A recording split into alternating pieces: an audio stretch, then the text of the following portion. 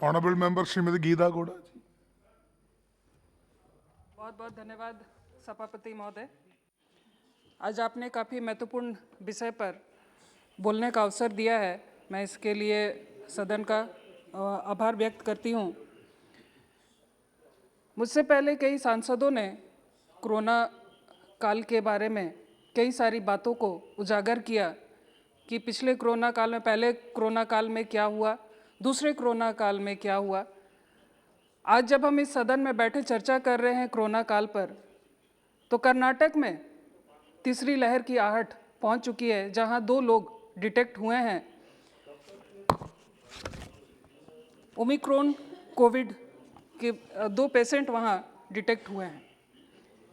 मैं सरकार से ये जानना चाहती हूं कि सरकार की आखिर क्या क्या तैयारियां हैं, किस तीसरी लहर से सरकार किस तरह से निपटने वाली है।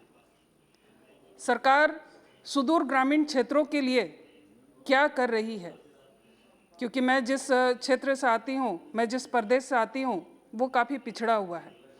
झारखंड के सिंहभूम क्षेत्र से मैं आती हूँ, जहाँ एशिया का सबसे बड़ा जंगल है। आज भी सूरज की रोशनी को सोचना पड़ता है धरती पर पहुँचने के लिए, इतने घने जंगल हैं। तो वैसे जगह पर आप क्या कर रहे हैं जहाँ के लोगों के हाथ में आज रोजगार नहीं है, जहाँ के लोग आज दातुन पत्ता बेचकर अपना जीवन यापन कर रहे हैं, जहाँ फ़ोन नेटवर्क नहीं है, उस जगह पर आप वैक्सीन कैसे पहुँचाएंगे, ये सरकार को बताना चाहिए। आज कई माननीय सांसदों ने कहा, मैं भी इस बात को मानती हूँ कि हेल्थ स्टेट सब्जेक्ट है, लेकिन हम लोगों ने देखा कि किस तरह से केंद्र सरकार सौतेला व्यवहार कई राज्यों के साथ किया। हमारे राज्य के सरकार ने कई बार केंद्र को लिखा कि हमारे यहाँ वैक्सीन ख़त्म हो गए हैं, हमें टेस्टिंग सेंटर और दिए जाए, लेकिन केंद्र ने विलंब किया, जिसके वजह से कई लोग असमय उन लोगों की मृत्यु हो गई। इसकी जवाबदेही कौन है? मैं ज़्यादा आंकड़ों पर बात नहीं करूंगी, लेकिन मैं एक चीज़ ज़रूर मेंशन करना चाहूँगी कि 2014 से लेकर 2020-21 तक, ये मेरे आंकड़े नहीं हैं, ये NCRB के आंकड़े हैं, जिसमें ये बताते हैं कि कई लोग अप्राकृतिक मौतें मरे हैं, जिसमें संख्या चौंकाने वाले हैं। 9,72,975 लोगों की मौतें हुई हैं।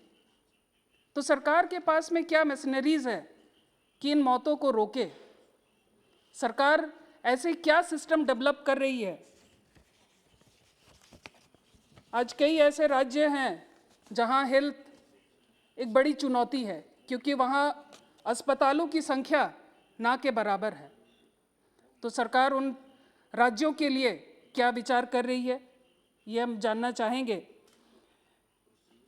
मैं सरकार को ये बताना चाहूँगी कि इस कोरोना काल में झारखंड में 183 बच्चे अनाथ हुए, जिसमें मेरे संसदीय क्षेत्र में पश्चिम सिंहभूम में 17 परिवार के 26 बच्चे अनाथ हुए। ये सिर्फ ऑन रिकॉर्डेड है, लेकिन इससे भी, जैसे मैंने कहा कि सरंडा एक बीहड़ क्षेत्र है, जहाँ लोग आज भी सरकारी फ़ायदा नहीं ले पा रहे हैं, तो कई रिकॉर्ड आज नहीं आ पाए हैं। इन अनाथ बच्चों के लिए सरकार क्या सोच रही है? शिक्षा पर सरकार क्या विचार कर रही है? क्योंकि शिक्षा नीति में अब बदलाव का वक्त है। क्योंकि मैं खुद 3 बच्चों की माँ हूँ, मेरे बच्चे आज ऑनलाइन पढ़ाई कर रहे हैं। कितनी पढ़ाई कर रहे हैं ये सभी हम अभिभावक जानते हैं कि बच्चे ऑनलाइन में किस तरह की पढ़ाई कर रहे हैं। आज उन लोगों की पढ़ाई की क्या स्थिति है, ये हम सभी जान रहे हैं। तो मैं ये सरकार से ये जानना चाहती हूँ कि आप शिक्षा नीति में बदलाव करें, ताकि बच्चों का भविष्य हम संवार सकें, क्योंकि आज हम कई वर्ष पीछे चले गए हैं। हम जरूर ये कहते हैं कि हम डिजिटल इंडिया हो गए हैं, हम डिजिटल माध्यम से बच्चों की पढ़ाई कर रहे हैं, लेकिन इसका एक गहरा असर बच्चों पर पड़ रहा है। तो हम सरकार से यही निवेदन करेंगे कि शिक्षा नीति में आप लोग बदलाव करें।